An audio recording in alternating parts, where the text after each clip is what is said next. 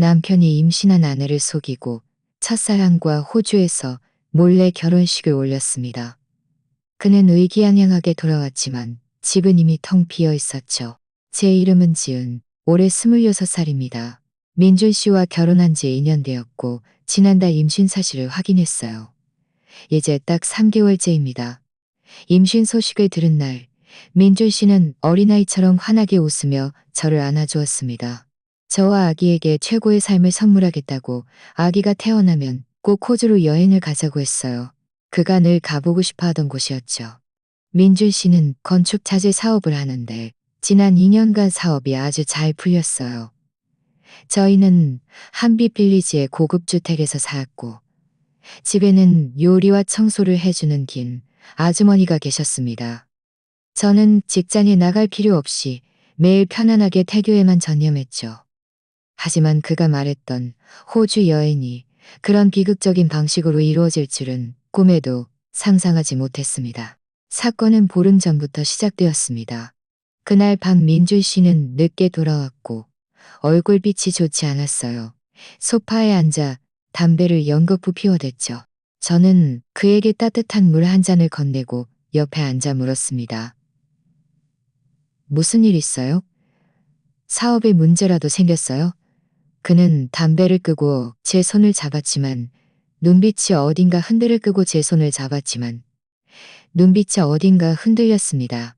지은아, 회사에 급한 프로젝트가 생겨서 호주로 가야 해. 상대방이 너무 재촉해서 내일 당장 출발해야 해. 저는 잠시 멍해졌습니다. 그렇게 갑자기요? 그럼 얼마나 오래 가는데요? 저 지금 임신 중인데 당신 없으면 프로젝트 계약 다 내고 바로 돌아올게. 걱정 마. 집에는 김 아주머니가 돌봐주실 거야. 무슨 일 있으면 언제든지 전화해. 이사 시간 켜놓을게. 저는 아쉽긴 했지만 그가 이 가정을 위해 애쓰는 걸 알기에 고개를 끄덕일 수밖에 없었습니다. 그럼 가는 길 조심하고 호주 도착하면 꼭 연락줘요. 다음 날 아침, 저는 공원이 배웅 나갔습니다. 그는 저를 안아주며 지은아, 내가 돌아올 때 너랑 아기 선물 사올게라고 말하곤 뒤돌아보지 않고 보안 검색대로 들어섰습니다.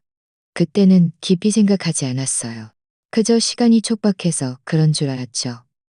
하지만 지금 생각해보니 그때 그의 뒷모습은 도망치는 것이나 다름없었습니다. 민준 씨가 호주에 간 처음 사흘 동안은 매일 두세 통씩 전화가 왔습니다. 밥은 잘 먹는지, 잠은 잘 자는지, 아기는 속 썩이지 않는지 물었죠. 하지만 나흘째부터는 전화가 뜸해졌습니다. 가끔 제가 전화하면 회의 중이거나 신호가 안 좋다며 몇 마디 서둘러 끊곤 했습니다. 한 번은 밤 11시에 전화를 걸었는데 한참 만에야 연결되었어요. 전화 너머는 시끄러웠습니다. 제가 물었습니다. 어디예요? 왜 이렇게 시끄러워요? 그는 잠시 머뭇거리더니 말했습니다. 고객이랑 저녁 먹으면서 프로젝트 세부 사안 논해주냐. 여기는 국내보다 시간이 2시간 빠르니까 이제 막 저녁을 먹은 참이야. 저는 좀 의아했습니다. 프로젝트 논의를 그렇게 늦게까지 해요? 술은 적게 마시고 몸 조심해요. 그는 알았어. 나 지금 할 일이 있어서 먼저 끊을게. 내일 전화할게라고 말하고 저는 그때까지만 해도 별 생각 없이 좋아요를 누르고 그에게 호주에 간 거냐고 댓글을 달았습니다. 그는 바로 답장을 보냈습니다. 민준이랑 같이 왔어. 여기 풍경 좋네.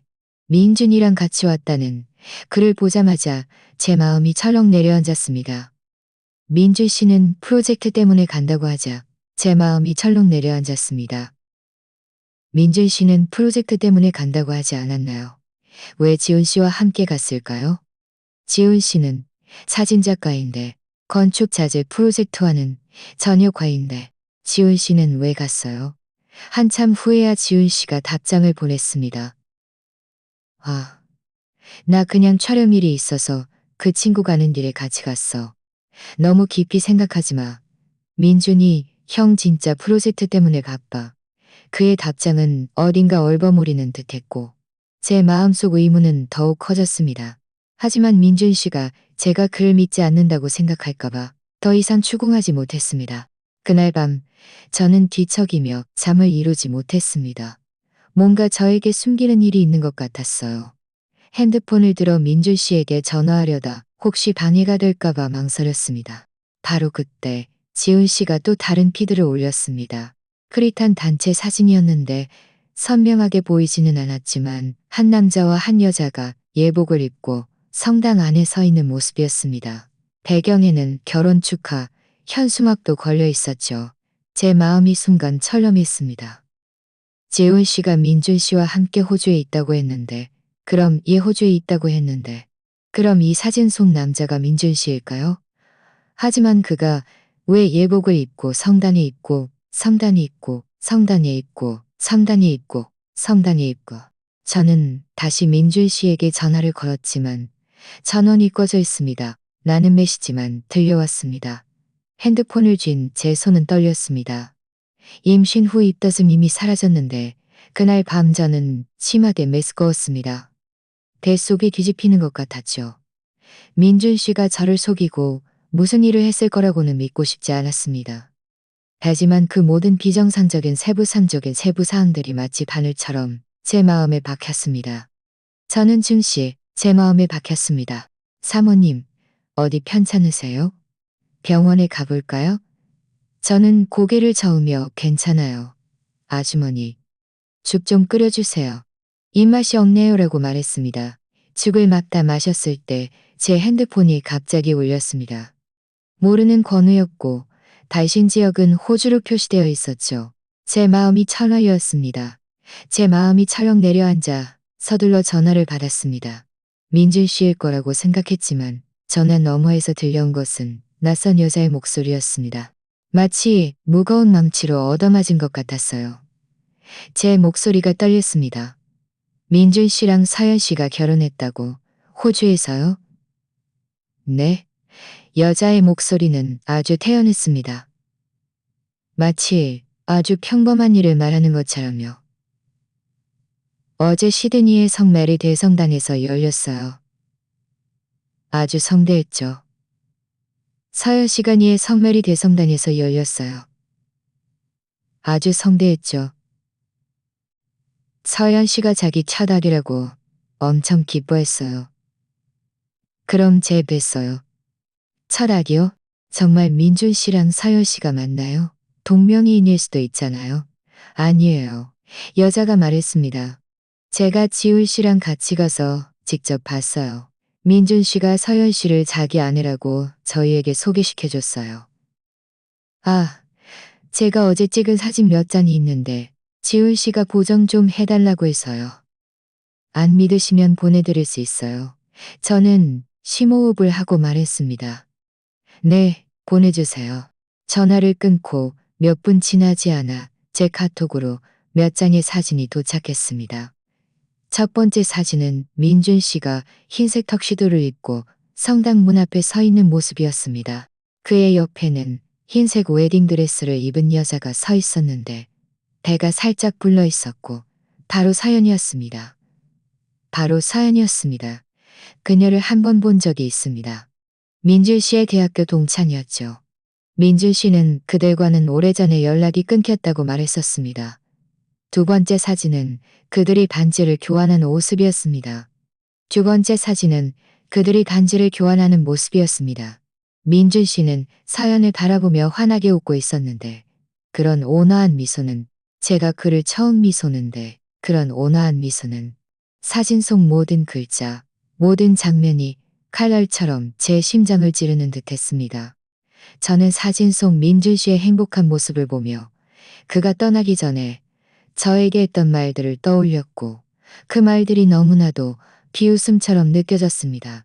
그는 호주의 프로젝트 때문에 간다고 했지만 사실은 다른 여자를 위한 결혼식을 준비하고 있지만 사실은 다른 여자와 결혼 여자를 위했습니다.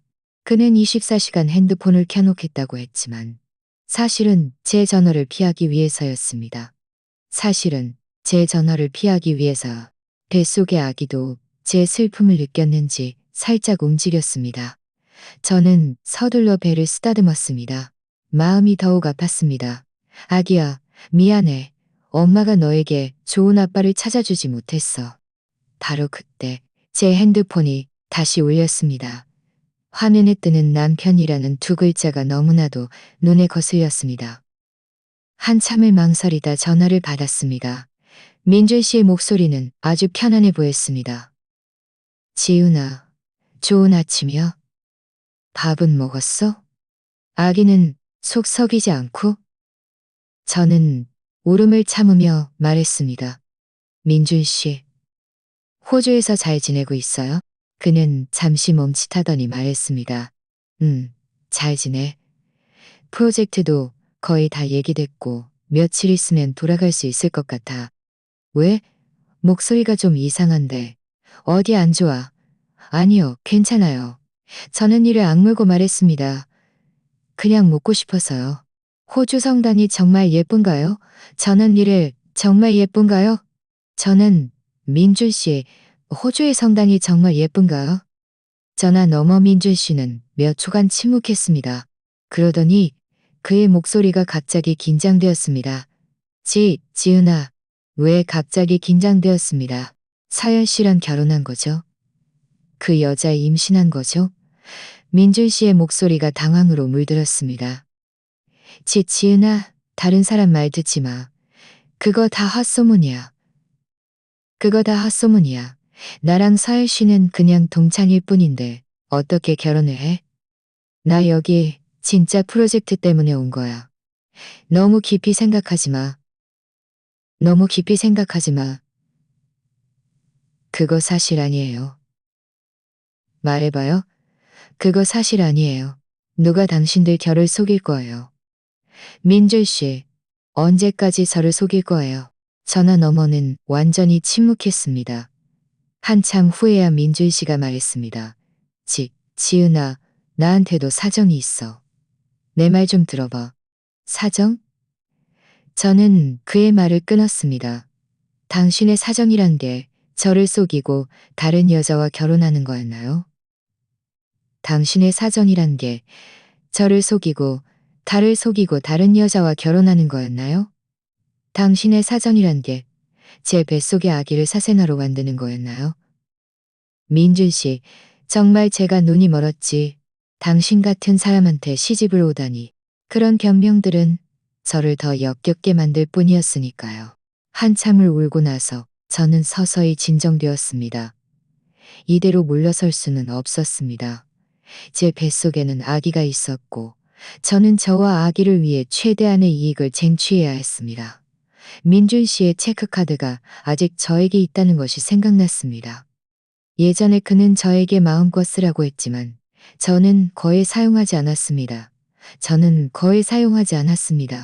저는 서둘러 핸드폰을 꺼내 그의 계좌 거래 내역을 확인했습니다.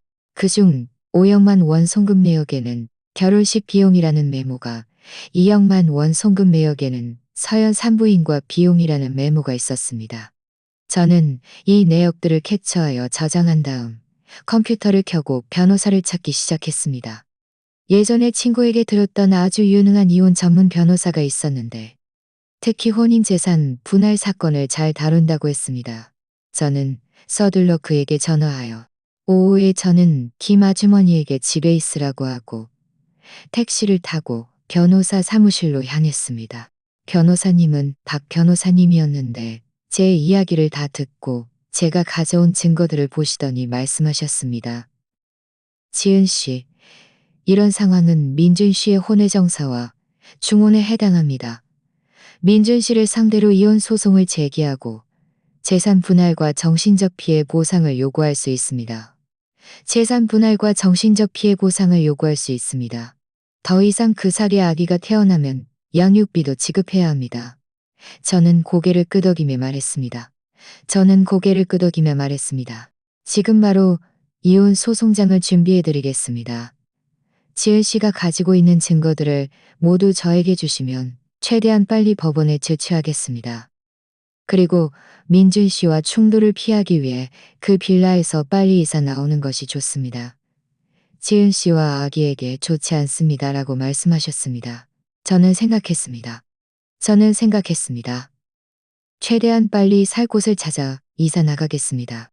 변호사 사무실에서 나온 저는 집으로 돌아가지 않고 시내의 작은 아파트로 향했습니다.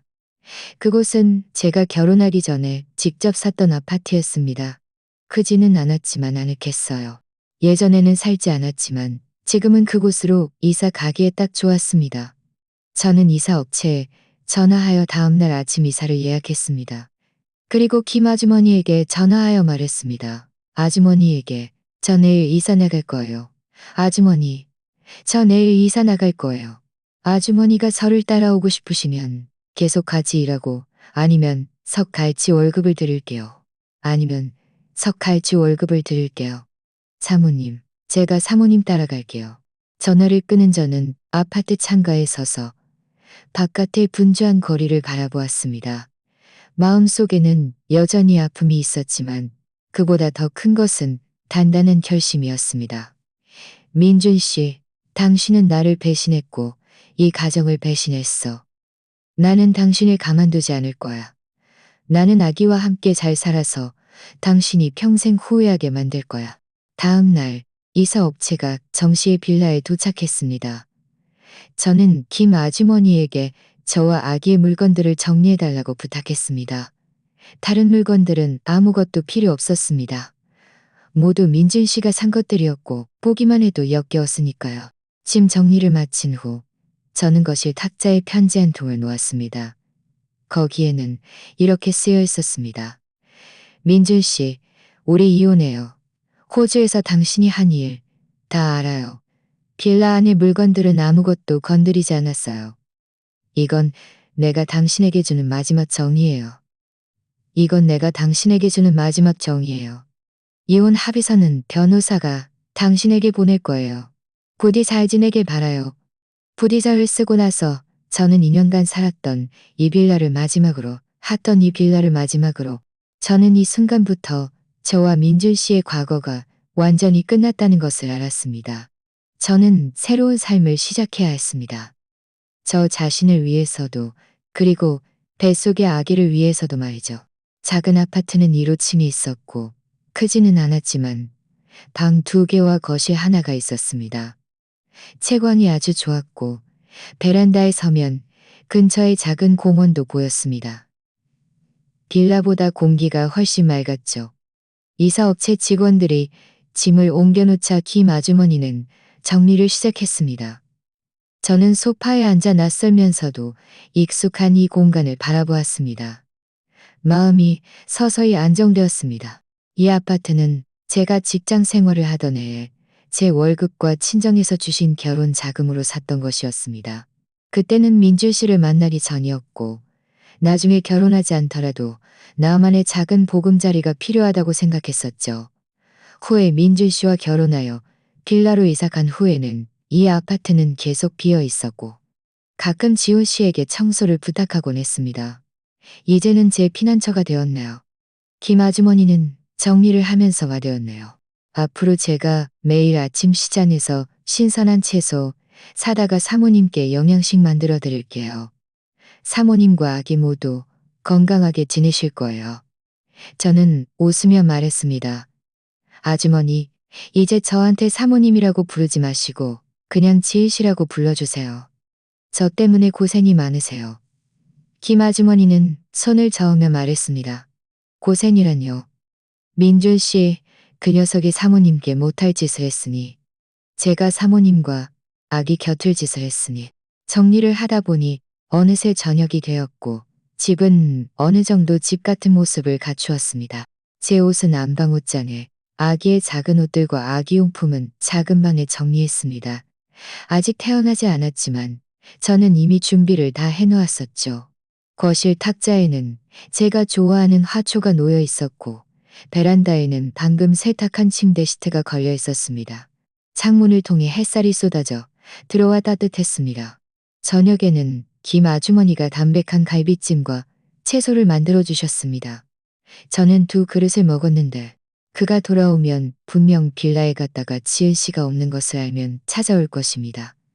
제 마음이 철렁했습니다. 그렇게 빨리 돌아와요? 며칠 더 호주에 있을 줄 알았는데 박 변호사님은 말씀하셨습니다. 아마 급하게 돌아와서 지은 씨에게 새 결혼 생활을 자랑하거나 아니면 변명하고 싶을 겁니다. 그가 뭘 하든 지은 씨에게 새 가늠에다 아니면 변명하고 싶을 겁니다. 그가 뭘 하든 지은 씨는 그와 단독으로 만나지 마세요. 무슨 일 있으면 저에게 연락하라고 하지 마세요. 저는 고개를 끄덕였습니다. 알겠습니다. 박 변호사님. 고맙습니다. 제가 조심할게요. 그를 만나지 않을 거예요. 저는 마음이 조금 긴장되었습니다. 이미 준비는 마쳤지만 민준 씨를 마주해야 한다고 생각하니 여전히 조금 두려웠습니다. 김이 조금 두려웠습니다. 김 아주머니의 손을 두드리며 말했습니다. 김 아주머니는 제 얼굴빛이 좋지 않은 것을 보고 말했습니다. 지은 씨, 혹시 민준 씨가 돌아오는 거예요? 걱정 마세요. 저한테 변호사님도 있잖아요. 그가 함부로 못할 거예요. 내일 아주머니랑 같이 나가서 쇼핑해요. 집에 있지 말고 혹시 그가 찾아올까 봐요. 김 아주머니는 좋아요. 내일 우리 시내 쇼핑몰 가서 아기 옷도 몇 벌 사고 바람도 쐬어요 라고 말했습니다. 다음 날 아침 저는 일찍 일어났습니다. 김 아주머니와 함께 시내로 나갔습니다. 우리는 먼저 아기용품점에 가서 부드러운 아기 바디슈트 몇 벌과 작은 흔들의자를 샀습니다. 점원은 아기가 태어나면 바로 사용할 수 있을 거라고 말했습니다. 그리고 우리는 카페에 갔습니다. 저는 따뜻한 우유 한 잔을 시켜 창가에 앉아 오가는 사람들을 바라보았습니다. 마음이 훨씬 평온해졌습니다. 오후 4시쯤 박 변호사님이 다시 전화했습니다. 지은 씨, 민준 씨가 이미 호주 공항에 도착했고 아마 비행기에 탑승 중일 겁니다. 그리고 제가 확인해 보니 서연 씨도 그와 함께 돌아오고 있습니다. 두 사람이 함께 입국 수속을 마쳤습니다. 저는 잠시 멍해졌습니다. 서연 씨도 돌아왔다고요. 아마 민준 씨와 함께 돌아와서 지은 씨에게 압력을 가하려는 것일 수 있습니다. 지은 씨는 꼭 안전을 유의하세요. 만약 그들이 지은 씨를 찾아오더라도 절대 말다툼하지 마시고 바로 저에게 전화하거나 경찰에 신고하세요. 저는 심호흡을 하고 말했습니다. 알겠습니다. 박 변호사님, 저 자신과 아기를 잘 보호할게요. 김 아주머니와 밖에서 저녁 8시까지 시간을 보내고 우리는 집으로 돌아왔습니다. 엘리베이터에 막 들어섰을 때 제 핸드폰으로 모르는 번호의 문자가 도착했습니다. 내용은 지은아, 너 어디야? 왜 빌라에 없어? 당장 나한테 전화해. 보나마나 민준 씨였습니다. 그는 이미 빌라에 갔다가 제가 없는 것을 보고 제가 남긴 편지를 보고 당황한 것이 분명했습니다. 저는 그를 무시하고 바로 문자를 삭제했습니다. 그리고 모르는 번호를 차단했습니다. 집에 돌아와 막 앉았을 때 핸드폰이 다시 울렸습니다. 그리고 모르는 번호를 차단했습니다. 여전히 그 모르는 번호를 차단했습니다. 여전히 그 모르는 번호를 껐습니다. 저는 바로 끊고 전원을 껐습니다. 김 아주머니가 말했습니다. 김 아주머니가 말했습니다. 저는 고개를 끄덕이고 싶고 잠자리에 들었습니다. 마음이 조금 복잡했지만 뱃속의 아기를 생각하니 용기가 생겼습니다. 민준 씨, 당신이 뭘 어떻게 하든 상관없어. 나는 더 이상 당신에게 속지 않을 거고 당신이 나와 아기를 해치게 두지 않을 거야. 다음 날 아침 핸드폰을 켜보니 열 몇 통의 부재중 전화가 와 있었습니다. 모두 그 모르는 번호였습니다. 문자도 몇 통 와 있었는데 제가 전화를 걸지 않으면 부모님 댁으로 찾아가겠다는 내용이었습니다. 저는 서둘러 박 변호사님께 전화하여 상황을 말씀드렸습니다. 박 변호사님은 걱정 마세요. 제가 지금 민준 씨에게 전화해서 가족들을 괴롭히지 말라고 경고하겠습니다. 그가 감히 찾아가면 저희는 그를 스토킹으로 고소해서 혼주를 내줄 겁니다 라고 말씀하셨습니다. 얼마 지나지 않아 박 변호사님께 다시 전화가 왔습니다. 제가 민준 씨에게 말했습니다. 그때 지은 씨와 함께 갈 테니다. 그는 지은 씨와 함께 갈 테니 두려워할 필요 없습니다. 그날 생각했습니다. 그는 지은 씨와 이야기하고 싶다고 합니다. 하지만 이혼과 재산 문제에 대해 지은 씨와 이야기하고 싶다고 합니다. 네, 모레 변호사님과 같이 갈게요. 그가 무슨 말을 하려는지 드러나 봐야겠어요. 저는 김 아주머니와 함께 병원에 가서 산부인과 검진을 받았습니다. 의사 선생님은 아기가 아주 잘 자라고 있고 심장 소리도 아주 힘차다고 있고 심장 소리도 아주 힘차다고 있습니다. 아기야, 아주 힘차다고 했습니다. 아기야, 엄마가 너를 꼭 지켜줄게. 아기야, 엄마가 너를 듣자 제 마음이 훨씬 편안해졌습니다. 네가 무사히 태어나도록 하고 너에게 최고의 삶을 선물할게. 민준 씨와 서연이 뭘 어떻게 하든 엄마는 그들이 너를 해치게 두지 않을 거야. 모레 민준 씨를 만나야 했습니다. 이것이 힘든 싸움이 될 것이라는 것을 알았지만 저는 이미 준비가 되어 있었습니다. 더 이상 나약해지지 않을 것이고 더 이상 물러서지 않을 것입니다. 저는 저와 아기를 위해 마땅히 받아야 할 모든 것을 쟁취할 것입니다. 박 변호사님과 만나기로 한 전날 저는 특별히 김 아주머니에게 슈퍼마켓에 가서 신선한 과일과 채소를 사오라고 부탁했습니다. 집에서 영양식을 만들어 먹으며 다음날 만남에 대비해 컨디션을 조절할 참이었죠. 하지만 민준 씨가 변호사 사무실 근처에 미리 와 있을 줄은 꿈에도 생각지 못했습니다. 물론 이 모든 것은 나중에 박 변호사님이 저에게 말씀해 주신 이야기입니다. 먼저 민준 씨가 호주에서 돌아온 날의 이야기를 해볼까요? 나중에 지훈 씨는 양심의 가책을 느껴 몰래 저에게 메시지를 보내 당시 상황을 알려주었습니다. 민준 씨와 서연은 저녁 7시쯤 국내 공항에 도착했습니다. 민준 씨는 특별히 운전기사에게 새로 산 벤츠를 몰고 마중 나가라고 했고 미리 김 아주머니에게 서연이 좋아하는 보양식과 전복죽을 준비해달라고 했습니다. 서연이 보충해야 한다고 말했죠. 차 안에서 서연은 민준 씨의 품에 기대어 배를 쓰다듬으며 말했습니다. 차 안에서 서연은 민준 씨의 품에 기대어 배를 쓰다듬으며 말했습니다. 민준 씨, 지은 씨가 우리가 결혼한 소식을 알면 화내지 않을까요? 그 여자가 이혼 안 해준다고 하면 어떡해요? 직장 없는 그 여자가 나 없으면 어떻게 살겠어? 좀 이따 집에 가서 길라 꼴을 보면 그 여자가 뭘 잃었는지 알게 될 거야. 지훈 씨는 그때 조수석에 앉아 민준 씨가 이런 말을 하는 것을 듣고 마음이 불편했지만 감히 아무 말도 할 수 없었다고 했습니다. 결국 그는 민준 씨에게 돈을 받고 결혼식 사진을 찍어주었으니 공범이나 다름없었으니까요. 차가 빌라 문 앞에 도착하자 민준 씨는 특별히 양복 넥타이를 정리하고 서연을 부축해 차에서 내렸습니다. 가자. 들어가서 누가 이 집의 진짜 안주인인지 보여주자. 하지만 빌라 문을 열자 민준 씨와 서연은 둘 다 멍해졌습니다. 거실은 텅 비어 있었고 제가 평소 앉던 소파에는 쿠션이 없었습니다. 탁자에는 제가 좋아하던 화초도 없었죠. 심지어 벽에 걸려있던 우리의 결혼사진도 떼어져 있었고 희미한 못자국만 남아 있었습니다. 희미한 못자국만 남아 있었습니다. 김 아주머니, 어디 계세요? 몇 번을 불러도 아무도 대답이 없었습니다. 민준 씨, 이게 어떻게 된 일이에요? 물건들은 어디 갔어요? 그제야 그는 현관 신발장에 편지 한 통이 놓여 있는 것을 발견했습니다. 편지 봉투에는 민준 씨에게 하고 쓰여 있었죠. 민준 씨는 서둘러 편지를 떼서 제가 쓴 내용을 보았습니다. 그의 얼굴은 순식간에 하얗게 질렸고 손도 떨리기 시작했습니다. 서연은 옆으로 다가와 편지를 읽었고 그녀의 얼굴빛도 좋지 않았습니다.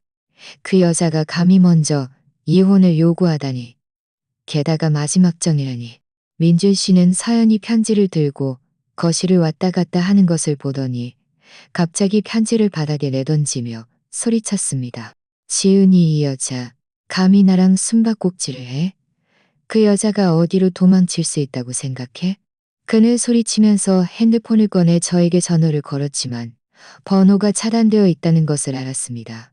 다시 카톡을 보냈지만 친구 추가가 필요합니다. 라고 표시되었습니다. 민준 씨의 목소리를 듣고 당황했습니다. 다시 그는 더욱 당황했습니다. 이제 그는 더욱 당황했습니다. 너 당장 지은이가 어디 갔는지 알아봐줘. 그 여자 너랑 연락했어. 저 그 여자랑 연락 안 했어요. 저도 그 여자가 어디 갔는지 몰라요. 민준이 형, 너무 걱정하지 마세요. 아마 그냥 화나서 며칠 나가서 지내다가 화 풀리면 돌아올 거예요. 민준 씨는 그의 말을 들을 리가 없었죠. 지훈 씨와의 전화를 끊고 다시 제 부모님께 전화를 걸었습니다. 지은이가 어디 갔니가 없었죠. 지은이가 어디 갔냐고? 우리는 이미 그가 한 짓을 알고 계셨습니다. 전화를 받자마자 바로 욕을 퍼부었습니다. 민준 씨, 그리고 당신한테도 절대 안 알려줄 거야. 앞으로 우리한테 전화해서 귀찮게 하지 마. 말을 마치고 전화를 끊었습니다. 서연은 옆에 서서 민준 씨가 안절부절 못하는 것을 보며 마음이 좀 불안했습니다. 민준 씨, 혹시 지은 씨가 물건을 다 가지고 간 거 아니에요? 그 여자가 우리 결혼한 걸 벌써 알고 있었던 거 아니에요? 민준 씨는 그제야 냉정함을 되찾았습니다. 바닥에 떨어진 편지를 주워 다시 읽었습니다. 갑자기 제가 예전에 그에게 전화해서 호주 성당이 예쁜지 묻던 것이 생각났습니다. 그때는 그저 아무렇지 않게 묻는 줄 알았는데 이제야 제가 그때 이미 진실을 알고 있었다는 것을 깨달았습니다. 분명 누군가 저에게 말해준 것이었죠. 민준 씨는 이를 악물고 말했습니다. 분명 지훈이거나 아니면 회사 사람일 거야. 아니면 회사 사람일 거야. 누가 그랬는지 알아내면 가만두지 않을 거야. 그는 서둘러 운전기사에게 가는 지은 견은두지 않을 거야. 그는 서둘러 운전기사에게 차를 몰라고 말했습니다. 제 부모님 댁으로 찾아가려던 참이었죠. 하지만 짜는 절반쯤이었죠. 지은 씨는 이미 저에게 이혼 관련 일을 위임했습니다. 이혼 합의서는 이미 민준 씨 회사로 보냈으니 확인해 주십시오. 그리고 지은 씨는 민준 씨가 더 이상 가족들을 괴롭히지 않기를 바랍니다. 그렇지 않으면 법적 책임을 물을 것입니다. 민준 씨는 그때 바로 화를 냈습니다. 전화에 대고 소리쳤죠. 박 변호사, 당신이 뭔데? 내 아내와의 일에 당신이 끼어들 일이 아니야. 지은이한테 나한테 전화하라고 해. 안 그러면 당신들과 끝까지 갈 거야. 박 변호사님은 침착하게 말했습니다. 민준 씨, 말씀 조심하십시오. 지은 씨는 지금 민준 씨와 연락하고 싶어 하지 않습니다. 불만이 있다면 저와 상의하거나 법적 절차를 통해 해결하십시오.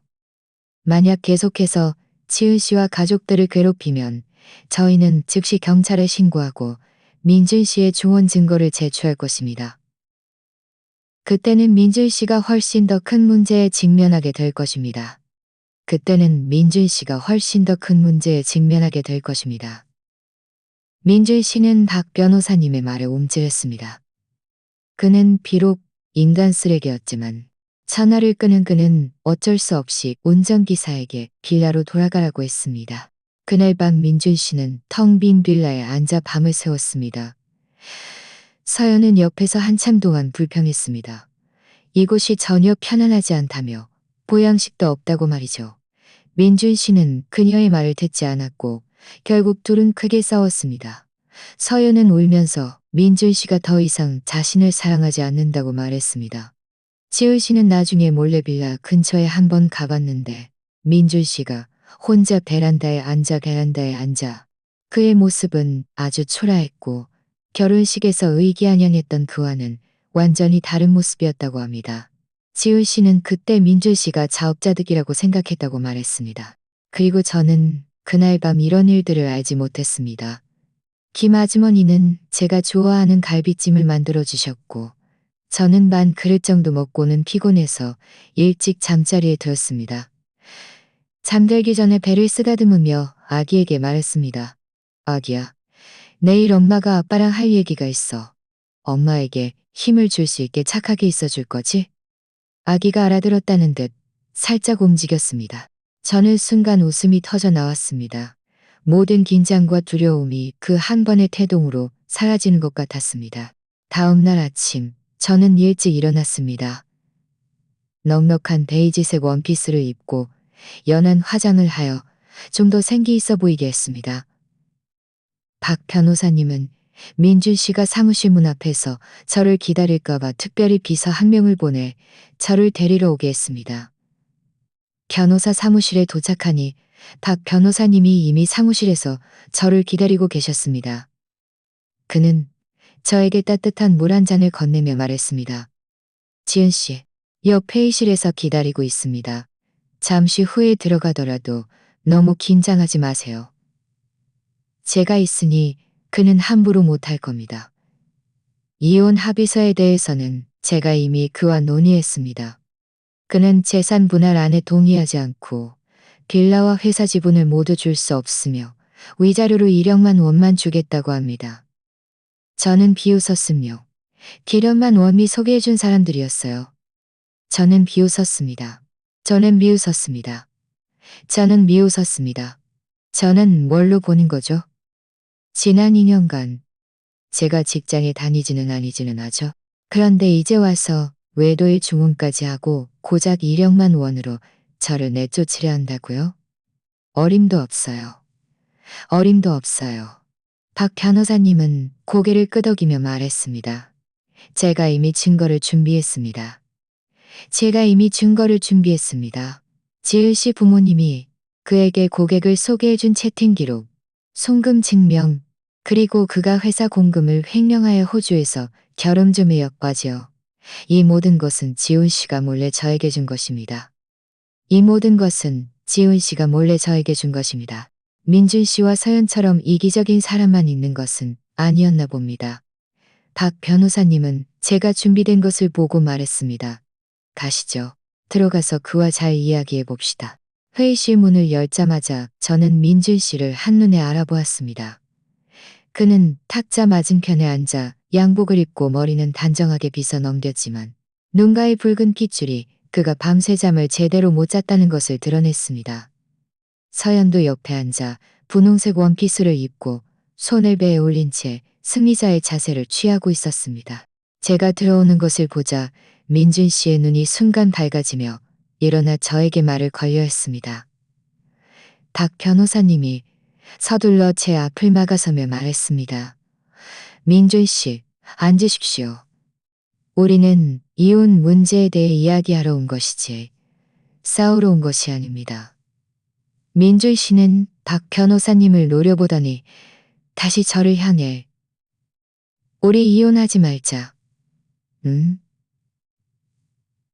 우리 이렇게 말랐습니다. 지은아, 왜 이렇게 말랐어? 밥도 제대로 못 먹었지. 나랑 집에 가자. 저는 그의 위선적인 모습을 보며 마음속에 아무런 동요도 없이 말했습니다. 민준 씨, 연기 그만해요. 호주에서 당신이 한 일 다 알아요.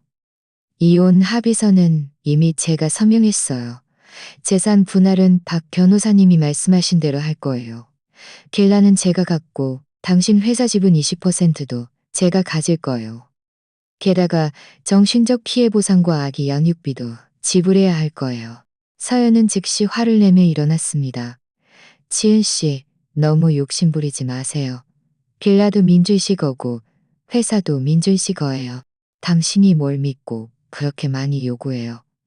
당신 뱃속의 아기가 누구 아기인지도 모르잖아요.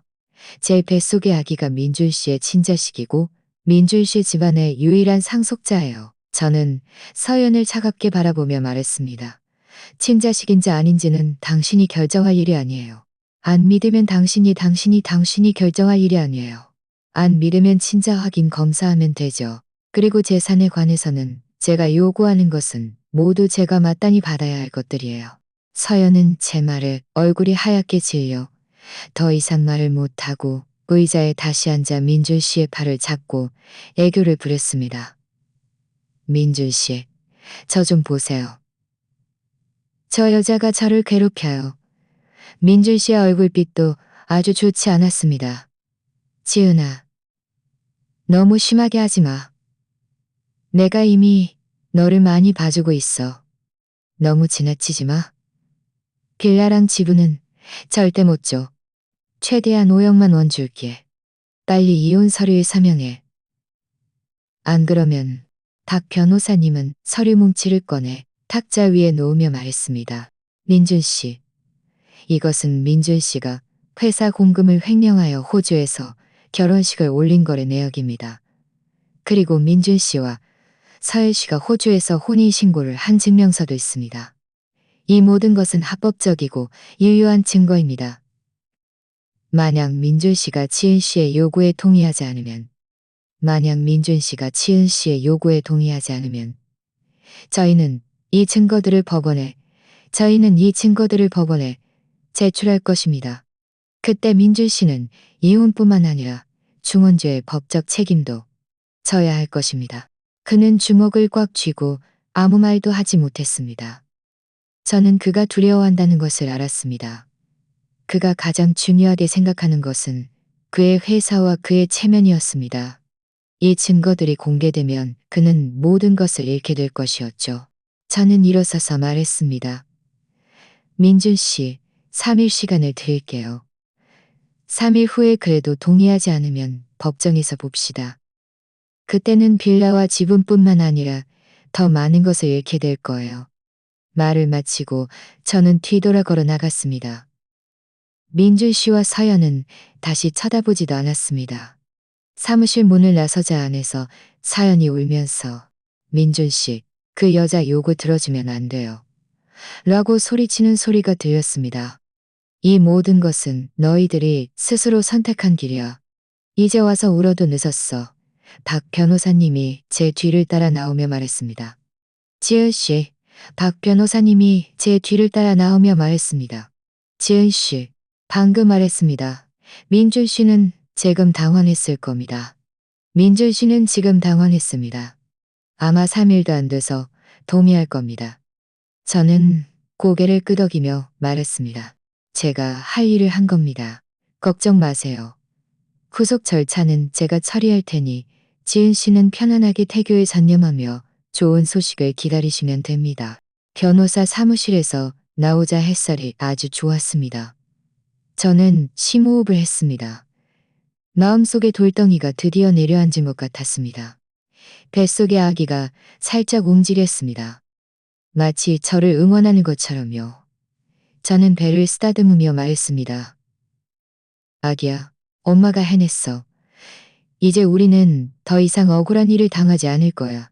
하지만 서연이 포기하지 않을 줄은 꿈에도 생각지 못했습니다. 며칠 후, 그녀는 몰래 제 작은 아파트 주소를 알아내 찾아와 소란을 피웠습니다. 그날은 수요일 오전이었습니다. 김 아주머니는 아래층 슈퍼마켓에 계란을 사러 갔고 저는 혼자 집에서 아기 옷을 정리하고 있었습니다. 갑자기 문벨이 울렸습니다. 김 아주머니가 열쇠를 잊어버린 줄 알고 묻지도 않고 문을 열었습니다. 하지만 문을 열자마자 밖에 서 있는 사람은 서연이었습니다. 그녀는 빨간색 원피스를 입고 있었는데 배는 전보다 더 확연히 불러 있었고 명품 가방을 들고 시은 씨, 오랜만이에요. 이렇게 작은 집에 살 줄은 몰랐네요. 예전 빌라와는 많이 다르죠? 저는 눈살을 찌푸리며 문을 가로막고 말했습니다. 여기는 어떻게 찾아왔어요? 누가 오라고 했어요? 당장 가세요. 당장 가세요. 당신을 보고 싶지 않아요. 왜 못 와? 서연은 제 손을 밀치고 억지로 들어보더니 일부러 소파를 만지며 말했습니다. 거실을 한 바퀴 둘러보더니 일부러 소파를 만지며 말했습니다. 이 소파 너무 낡았네요. 앉으면 분명 말했습니다. 저는 그녀가 자랑하는 모습을 보며 화가 나면서도 웃겼습니다. 자랑하러 온 거면 가셔도 돼요. 제가 어떤 집에 살든 당신과는 상관없어요. 서연은 제 앞으로 다가와 두 손을 허리에 얹고 말했습니다. 지은 씨, 민준 씨랑 그만 고집 부리고 빨리 이혼 서류에 서명하고 빌라와 집은 모두 민준 씨한테 돌려줘요. 당신 뱃속의 아기가 민준 씨 아기가 아닐 수도 있고 설령 그렇다 해도 당신 뱃속의 아기가 아닐 수도 있고 설령 그렇다 해도 저는 민준 씨의 첫 아기를 임신했고 민준 씨 집안에서는 저를 며느리로 인정할 거예요.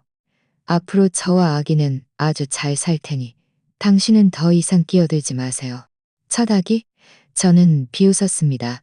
서연 씨, 거짓말하려면 좀 그럴듯하게 해요.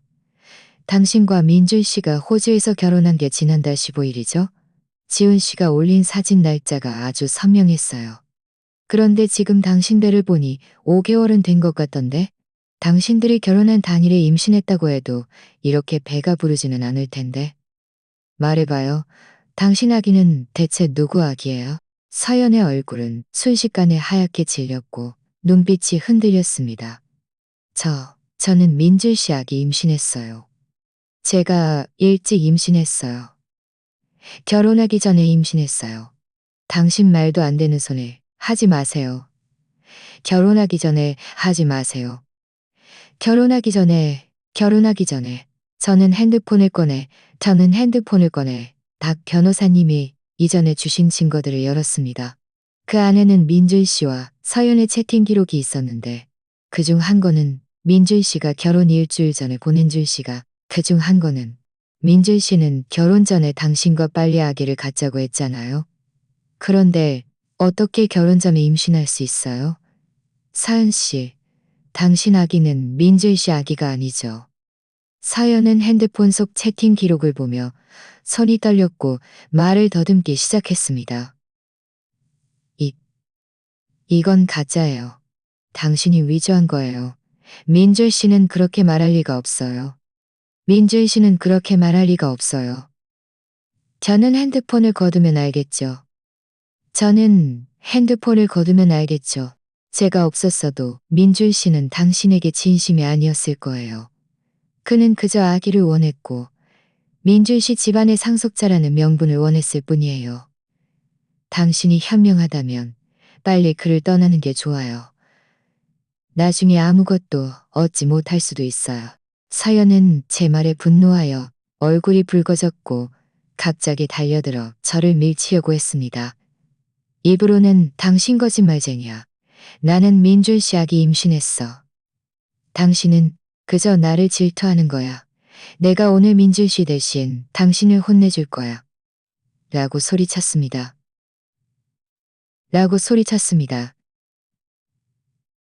제 배는 이미 4개월이 넘어서 행동이 좀 불편했습니다. 다행히 김 아주머니가 이때 돌아오셨습니다. 서연이 저를 밀치려는 것을 보고 서둘러 달려와 그녀를 막아서며 말했습니다. 무슨 짓이에요? 지혜 씨 임신 중이에요.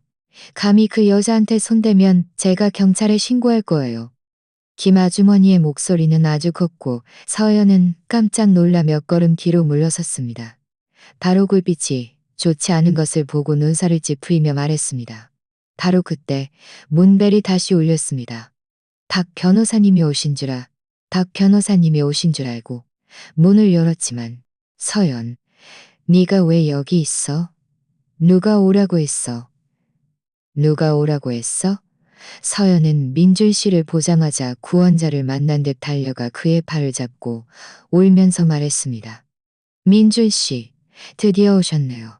지은 씨가 저를 괴롭히고 제 뱃속의 아기가 당신 아기가 아니라고 말해요. 빨리 저를 도와서 이 여자를 혼내주세요. 저는 민준 씨, 어떻게 저한테 그렇게 말씀이다. 그는 민준 씨가 예전처럼 서연을 감쌀 거라고 생각했지만 그는 오히려 서연의 손을 뿌리치며 말했습니다. 저는 우리 아기를 위해서잖아요. 지은 씨가 이혼 안 해준다고 하고 저를 모욕해요. 됐어. 민준 씨는 그녀의 말을 끊었고 얼굴빛이 아주 좋지 않았습니다. 회사에 지금 큰일이 터졌어. 너랑 싸울 기분 아니야. 당장 나랑 가자. 저는 민준 씨의 초조한 모습을 보며 민준 씨 라고 소리쳤습니다. 민준 씨 회사에 무슨 일 잡고 밖으로 나갔습니다. 서연은 준 씨는 저를 무시하고 서연을 잡고 밖으로 나갔습니다. 그들이 떠난 후 김 아주머니가 서둘러 저를 부축하며 말했습니다. 지은 씨, 괜찮으세요? 정말 놀랐어요. 저는 고개를 저으며 말했습니다. 괜찮아요, 아주머니. 민준 씨 회사에 큰일이 생겼다는데 혹시 공금 횡령 문제가 발각된 걸까요? 분명 그럴 거예요. 김 아주머니가 말했습니다. 그가 그렇게 많은 나쁜 짓을 했으니 일찍이 벌을 받아야 마땅해요. 민준 씨가 저에게 못할 짓을 했지만 그의 회사에 문제가 생겼다는 말을 들으니 그래도 좀 의외였습니다. 저는 핸드폰을 꺼내 박 변호사님께 전화하여 민준 씨 회사 문제에 대해 아시는지 물었습니다. 박 변호사님은 말씀하셨습니다. 제가 방금 소식을 받았습니다. 민준 씨 회사 주주 몇 명이 그의 공금 횡령 사실을 발견하고 이미 그와의 계획 공금 횡령 사실을 발견하고 이미 경찰에 신고했습니다. 지금 경찰이 수사 중입니다. 그의 회사는 지금 자금난에 빠져서 파산할 것 같습니다. 제 마음이 철렁했습니다. 그럼 그 사람 어떻게 되는 거죠? 그는 자업자득입니다. 박 변호사님이 말씀하셨습니다. 지은 씨는 그를 동정할 필요 없습니다. 그가 한 짓은 이미 이런 결과를 가져와야 마땅했습니다.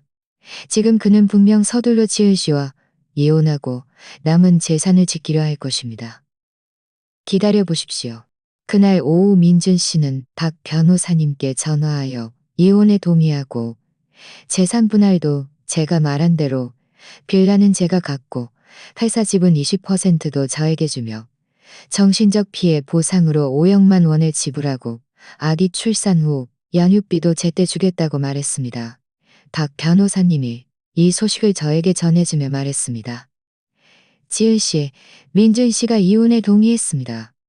저희는 내일 바로 수속을 밟을 수 있습니다. 저희는 내일 바로 수속을 밟을 수 있습니다. 혹시 지은 씨가 중원 문제를 다시 추궁할까봐 두려워서 그렇게 시원하게 동의한 것입니다. 저는 고개를 끄덕이며 말했습니다. 네, 내일 변호사님과 함께 가서 수속을 밟을게요. 전화를 끄는 저는 창밖을 보며 마음이 아주 평온했습니다. 민준 씨가 드디어 이혼에 동의했습니다. 저와 아기는 드디어 그에게서 완전히 벗어날 수 있게 되었습니다. 그의 회사가 파산한 것은 자업자득이었지만 만약 그가 처음에 저를 배신하지 않고 서연과 결혼하지 않았다면 지금 우리는 행복한 삶을 살고 있었을 것이고 아기도 완전한 가정을 가질 수 있었을 텐데. 하지만 세상에는 만약이란 없습니다. 잘못을 저지르면 그 결과를 감당해야 합니다. 다음 날 아침, 저와 박 변호사님은 함께 구청으로 향했습니다.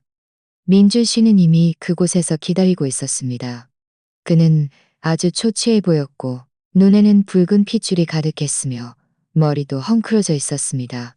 예전에 의기양양했던 그와는 완전히 다른 모습이었죠. 서연은 아마 민준 씨가 돌려보낸 모양이었습니다. 수속을 밟을 때 직원이 우리에게 자발적인 이혼이 맞는지 물었습니다. 민준 씨는 고개를 숙이고 작은 목소리로 니라고 말했습니다. 저는 그의 모습을 보며 마음속에 아무런 동요도 없이 네라고 말했습니다. 니라고 말했습니다. 네라고 말했습니다. 이혼 증명서를 받는 순간, 눈빛은 아주 단을 순간 저는 길게 한숨을 쉬었습니다. 마음속에 큰 돌덩이가 드디어 내려앉은 것 같았습니다. 저는 이 순간부터 저와 민준 씨가 더 이상 아무런 관계도 아니라는 것을 알았습니다. 저는 새로운 삶을 시작해야 했습니다. 저 자신을 위해서도 그리고 뱃속의 아기를 위해서도 말이죠. 민준 씨는 이혼 증명서를 들고 옆에서 한참 동안 침묵했습니다. 그러더니 갑자기 말했습니다. 지은아, 미안해. 내가 잘못했어. 너를 배신하지 말았어야 했는데, 서연이랑 결혼하지 말았어야 했는데. 앞으로 너랑 아기 잘 돌봐. 혹시 도움이 필요하면 나한테 찾아와도 돼.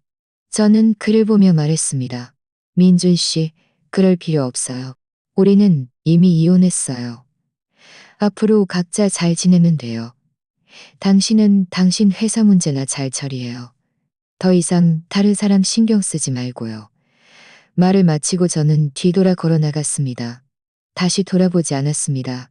악 변호사님이 제 뒤를 따라오며 말했습니다. 지은 씨, 축하합니다. 지은 씨, 축하합니다. 드디어 해방되셨네요. 드디어 해방되셨네요. 앞으로는 편안하게 태교에 전념하세요. 빌라 명예 이전 수속은 제가 잘 처리해 드릴 겁니다. 그동안 수고 많으셨어요. 구청에서 나오자 햇살이 아주 좋았습니다. 저는 심호흡을 했습니다. 공기마저 달콤하게 느껴졌습니다. 뱃속의 아기가 살짝 움직였습니다. 마치 저를 기뻐하는 것처럼요. 저는 배를 쓰다듬으며 말했습니다. 아기야, 우리 자유로워졌어. 앞으로 엄마가 너를 잘 돌봐줄게. 네가 무사히 태어나도록 하고 너에게 최고의 삶을 선물할게. 하지만 서연이 아직 포기하지 않을 줄은 꿈에도 생각지 못했습니다. 며칠 후 그녀는 다시 저를 찾아왔는데 남자 한 명을 데리고 왔습니다. 그 남자는 자신의 사촌 오빠라고 했고 저에게 따지러 왔다고 했습니다. 그날 오후 저는 아기에게 줄 작은 스웨터를 뜨개질하고 있었습니다. 갑자기 문 밖에서 아주 거친 노크 소리가 들렸고 서연의 소리 지르는 소리도 섞여 있었습니다. 지은 씨, 문 열어. 안에 숨어 있는 게 무슨 대단한 재주라고. 제 마음이 철렁 내려앉았습니다. 서둘러 뜨개질을 내려놓고 문으로 가서 물었습니다. 서연 씨, 또 무슨 일이에요? 제가 이미 말했잖아요. 우리 사이에 더 이상 할 말 없다고요. 당신이 민준 씨 회사를 망하게 하고 빌라와 지분까지 가로챘잖아. 당신이 이걸로 끝이라고 생각하는 거야? 오늘 반드시 당신과 따져야겠어. 김 아주머니는 마침 주방에서 설거지를 하고 있었는데 소리를 듣고 서둘러 달려와 말했습니다. 서둘러 달려와 말했습니다. 지원 씨, 문 열지 마세요. 그 여자는 소란 피우러 온 거예요. 그 여자는 서둘러 달려와 말했습니다. 그 여자는 소란 피우러 웅nok 핸드폰을. 저는 고개를 끄덕이고 막 핸드폰을 들어 경찰에 신고하려는데 이걸 어쩌면 좋아요. 문이 부서지겠어요. 바로 그때 문이 갑자기 부서지고 서연이 덩치 큰 남자 한 명과 함께 들어왔습니다. 그 남자는 검은색 점퍼를 입고 있었고 팔에는 문신이 있었으며 아주 험악해 보였습니다. 서연은 저를 가리키며 그 남자에게 말했습니다. 사촌 오빠, 이 여자예요. 이 여자가 제 남자를 빼앗고 제 남자를 빼앗고 제 남자를 빼앗고 제 남자 회사를 망하게 했어요. 빨리 저를 대신해서 이 여자를 혼내주세요. 그 남자는 제 앞으로 다가와 두 손을 가슴에다 경고하는데 당장 빌라와 집은 모두 서연이한테 돌려주고 위자료로 5억만 원 더 줘. 안 그러면 가만두지 않을 거야. 저는 조금 두려웠지만 애써 침착하게 말했습니다. 저와 서연 씨 일은 당신과 상관없어요. 당신은 불법 침입했어요. 저는 이미 경찰에 신고했어요. 저는 이미 경찰에 신고했어요. 저는 이미 경찰에 신고했어요. 경찰이 곧 올 거예요. 경찰이 곧 올 거예요. 경찰이 곧 올 거예요. 네가 내가 경찰을 무서워할 거라고 생각해? 지은 씨, 제 사촌 오빠는 조폭이에요. 당신이 말을 들으면 좋겠지만 안 그러면 가만두지 않을 거예요. 김 아주머니가 제 앞을 막아서며 말했습니다. 당신들 너무 심하잖아. 지은 씨 임신 중이에요. 만약 무슨 일이라도 생기면 당신들이 책임질 수 있어요? 서연은 제 앞으로 다가와 손을 뻗어 저를 밀치려 했습니다. 그 여자는 그냥 쇼하는 거야. 사생아 임신하고도 이렇게 건방지다니. 서연의 손이 제 몸에 닿으려던 순간 저는 갑자기 핸드폰을 꺼내 박 변호사님이 이전해 주신 감정보고서 한 부를 열었습니다. 그것은 지훈 씨가 몰래 제공한 서연의 산부인과 검진 기록이었습니다. 거기에는 서연의 임신 기간이 민준 씨와 사귀기 시작한 시점보다 2달 빠르다고 명시되어 있었습니다. 저는 핸드폰을 서연과다 2달 빠르다고 명시되어 있는데 저는 핸드폰을 서연과 그 남자에게 내밀며 말했습니다. 서연 쉬하지 마세요. 당신 뱃속의 아기는 민준 씨 아기가 아니에요. 당신은 그저 민준 씨 돈을 속이려 한 거죠. 당신 사촌 오빠가 당신이 자신을 속인 걸 알면 여전히 당신을 도와줄 거라고 생각해요? 서연은 핸드폰 속 산부인과 검진 보고서를 보며 얼굴이 순식간에 창백해졌고 서둘러 제 핸드폰을 빼앗으려 했습니다. 네가 민준이 아기라고 하지 않았어? 이건 가짜야. 이건 가짜야. 그 남자도 옆으로 다가와 보더니 민준이 위조한 거야. 서연은 말을 더듬으며 아무 말도 하지 못했습니다. 바로 그때 문 밖에서 발소리가 들렸습니다. 경찰이 온 것이었죠. 제가 그들이 문을 부수고 있을 때 이미 몰래 경찰에 신고하고 주소까지 보냈던 것이었습니다. 경찰이 들어와 집안 상황을 보더니 물었습니다. 누가 신고했습니다. 무슨 일이 있었죠?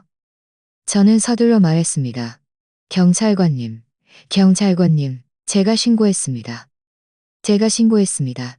이 여자가 이 남자와 함께 제 집에 불법 침입했고, 저를 위협하며 제 물건을 빼앗으려 했고, 저를 위협하며 제 물건을 빼앗으려 했고, 이 여자가 제 물건을 빼앗았어요. 저는 제 것을 되찾으러 온 거예요. 경찰은 우리를 번갈아 보더니 바닥에 부서진 문고리를 보며 말했습니다. 누구의 잘못이든 일단 모두 저희와 함께 경찰서로 가서 상황을 명확히 말씀해 주십시오. 그리고 타인의 주택에 불법 침입하는 것은 불법 행위입니다. 계속 이런 식으로 행동하면 저희는 주택의 불법 행위입니다. 계속 이런 식으로 행동하면 저희는 법에 따라 처리할 것입니다.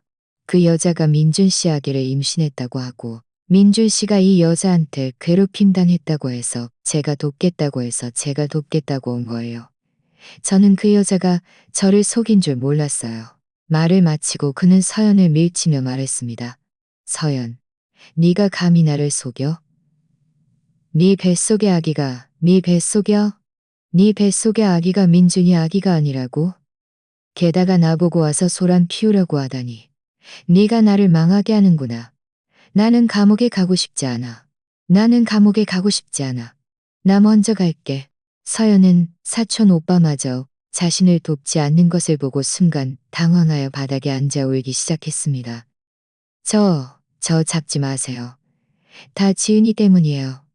경찰은 그녀를 무시하고 수갑을 꺼내 서연과 그녀의 사촌 오빠를 모두 채웠습니다. 쓸데없는 소리 하지 마시고 저희와 함께 경찰서로 가십시오. 경찰이 그들을 데려가려던 순간 민준 씨가 왔습니다. 그는 경찰이 서연에게 수갑을 채우고 있는 것을 보고 눈살을 찌푸리며 물었습니다. 경찰관님, 이게 어떻게 된 일입니까? 서연 씨는 왜 저럽니까? 서연은 민준 씨를 보자마자 구세주를 만난 듯 서둘러 말했습니다. 민준 씨, 빨리 저를 구해주세요. 경찰에 신고해서 저를 잡으라고 했어요. 빨리 경찰한테 말해서 저를 풀어달라고 해요. 민준 씨는 서연을 한 번 보고 저를 한 번 보고 저를 한 번 보고 저를 한 번 보더니 경찰에게 말했습니다. 저는 이 여자와 아무 관계도 없습니다. 이 여자가 한 일은 경찰관님, 저는 이 여자가 한 일은 저와 상관없으니. 민준 씨, 어떻게 저한테 그렇게 말할 수 있어요? 우리 호주에서 결혼했잖아요. 제 뱃속에는 당신 아기가 있잖아요. 결혼? 민준 씨는 비웃었습니다. 나랑 너는 호주에서 혼인신고도 안 했어. 그냥 의심만 치른 거지. 그건 결혼이 아니야. 그건 결혼이 아니야. 네 뱃속의 아기도 내 아기가 아니야. 더 이상 나를 속이지 마. 내가 이미 의사한테 물어봤어. 네 임신 기간이랑 우리가 사귄 기간이 너는 그저 내 돈이 안 맞아. 서연은 민준 씨의 말에 완전히 무너져 울면서 말했습니다. 거짓말쟁이. 분명 나한테 잘해준다고 했잖아. 분명 이 아기를 인정한다고 했잖아. 어떻게 나한테 이렇게 대할 수 있어? 민준 씨는 그녀를 무시하고 뒤돌아 저에게 말했습니다. 지은아, 미안해. 또 그 여자가 너를 귀찮게 했네. 나는 이미 그 여자와 완전히 끝났어. 앞으로는 그 여자가 너를 귀찮게 하지 않을 거야. 저는 민준 씨를 보며 말을 귀찮게 하지 않을 거야. 만약 그 여자가 다시 와서 소란 피우면 저는 더 이상 봐주지 않고 바로 그 여자를 고소할 거예요. 민준 씨는 고개를 끄덕이며 말했습니다. 알았어. 내가 잘 지켜볼 테니 더 이상 그 여자가 너를 귀찮게 하지 않을 거야. 경찰은 서연과 그녀의 사촌 오빠를 데려갔습니다. 서연은 가는 내내 울면서 민준 씨의 이름을 불렀지만 민준 씨는 전혀 뒤돌아보지 않았습니다. 집안은 드디어 조용해졌습니다. 김 아주머니는 서둘러 문고리를 확인하며 말했습니다. 문고리가 다 부서졌네요. 내일 빨리 사람 불러서 고쳐야겠어요. 안 그러면 너무 불안해요. 저는 고개를 끄덕이고 소파에 앉았습니다. 온몸에 힘이 쭉 가지는 것 같았습니다. 방금 전까지는 아주 침착했지만 사실 제 마음은 아주 두려웠습니다. 그들이 저와 아기를 해칠까봐 너무 무서웠으니까요. 민준 씨는 아직 가지 않고 너무 무서웠으니까요. 민준 씨는 아직 가지 않고 옆에 서서 저를 보며 말했습니다. 저는 고개를 저으며 말했습니다. 괜찮아. 괜찮아요. 괜찮아요. 방금 도와줘서 고마워요. 민준 씨는 잠시 침묵하다 말했습니다. 알았어. 그냥 네가 걱정돼서 와본 거야. 그럼 잘 쉬어. 나 먼저 갈게. 문고리 문제는 내가 사람 보내서 고치게 할게. 말을 마치고 민준 씨는 떠났습니다. 김 아주머니가 저에게 따뜻한 물 한 잔을 건네며 말했습니다. 지은 씨, 방금 정말 용감했어요. 저 같았으면 진작에 바보처럼 얼어붙었을 거예요. 하지만 민준 씨 그 사람도 참. 이제 와서 서연 씨가 살 거예요. 하지만 이제 서연 씨도 잡혔으니 더 이상 소란 피우지 않을 거예요. 우리도 좀 안심하고 지낼 수 있겠네요. 다음 날 민준 씨는 정말 사람을 보내 문고리를 고치겠습니다. 과일도 좀 보내왔지만 그는 위층으로 올라오지 않고 기사에게 저에게 전해달라고 했습니다. 저는 과일을 김 아주머니에게 주며 말했습니다. 앞으로는 그가 보내는 물건들 받지 마세요. 또 문제가 생길 수 있으니까요. 김 아주머니는 고개를 끄덕이며 말했습니다. 알겠습니다. 알겠습니다. 박 변호사님이 방금 전화하셨는데, 빌라 명인 전화하셨는데, 빌라 명예, 시간 될 때 등기 권리 좀 받으러 가라고 하시네요. 그리고 민준 씨 지분도 이미 지은 씨 명의로 이전되었습니다. 앞으로 지은 씨는 그 회사의 주주가 되는 거예요. 매달 배당금도 받을 수 있고요. 저는 마음속으로 아주 기뻤습니다. 정말 잘 됐는 도예요. 이 모든 것이 있으면 저와 아기의 미래는 보장가 되네요. 이 모든 것이 있으면 저와 아기의 미래는 보장될 거예요. 아기가 태어나면 아기를 데리고 빌라로 갈 거예요. 그곳은 환경이 좋아서 아기가 성장하게 해요. 아기도 좋은 환경에서 자랄 수 있으니 얼마나 좋아요. 그 후 며칠 동안 저는 빌라로 이사갈 준비를 하느라 바빴습니다. 박 변호사님도 지분 문제를 잘 처리해 주셨고 민준 씨 회사가 자금난 때문에 이미 파산 신청을 했다고 알려주셨습니다. 그는 지금 많은 빚을 져서 여기저기 도망다니고 있다고 했습니다. 저는 이 소식을 듣고도 아무런 동정심도 느끼지 않았습니다. 이 모든 것은 그가 자업자득이었으니까요. 만약 그가 처음에 저를 배신하지 않고 빌라로 이사가는 날 햇살이 아주 좋았습니다. 김 아주머니는 제 짐을 정리해 주셨고 저는 빌라 정원에 서서 멀리 보이는 풍경을 바라보았습니다. 마음이 아주 평온했습니다. 뱃속의 아기가 살짝 움직였습니다. 마치 저와 함께 이 아름다운 순간을 느끼는 것처럼요. 저는 배를 쓰다듬으며 말했습니다. 아기야, 우리 집에 왔어. 앞으로 이곳이 우리 집이 될 거야. 엄마가 여기서 너와 함께 자라고 너에게 잘하고 게다가 합의서 한 부를 들고 와서 지분을 돌려달라고 하며 돈을 주겠다고 했습니다. 저는 그의 초라한 모습을 보며 비웃었습니다. 이제 와서 저를 찾고 저에게 도움을 청하다니 너무 늦은 거 아닌가요? 민준 씨는 빌라 문 앞에 서 있었습니다. 낡아서 색이 바른 셔츠를 입고 있었고 바지에는 주름이 잡혀 있었습니다. 예전에 명품 양복을 입던 그와는 완전히 다른 사람이었습니다. 그는 손에 서류 한 부를 들고 있었고 얼굴에는 비굴한 미소가 가득했습니다. 지은아, 내가 예전에 너한테 못할 짓을 한 거 알아. 하지만 나 지금 정말 막다른 골목에 몰렸어. 회사 집은 나한테 돌려주면 앞으로 내가 열심히 돈 벌어서 너한테 다 갚을게. 응? 저는 문틀에 기대어 그를 차갑게 바라보며 말했습니다. 민준 씨, 혹시 착각하는 거 아니에요? 지분은 당신이 이혼 합의서에 자발적으로 저에게 준 거예요. 그런데 이제 와서 왜 다시 돌려받으려 해요? 당신 회사가 파산하고 그렇게 많은 빚을 진 게 저랑 무슨 상관이에요? 그의 손이 허공에 멈추자 그는 얼굴에 당황한 표정을 지었습니다. 지은아, 네가 아직 나를 사랑하는 거 알아. 안 그러면 내 지분을 요구하지 않았겠지. 그냥 나를 불쌍히 여겨서 지분을 돌려줘. 앞으로 내가 너한테 잘할게. 앞으로 내가 너한테 잘할게. 어기한테도 잘할게. 음? 사랑한다고. 저는 웃었습니다. 저는 웃었습니다. 눈물이 나올 지경이었습니다. 눈물이 나올 지경이었습니다. 너무 자만심이 강하네요. 제가 지분을 요구한 건, 제가 지분을 요구한 건, 그게 제가 마땅히 받아요. 당신이 지금 막다른 골목에 몰린 건 당신 스스로 자초한 일이에요. 저랑 상관없어요.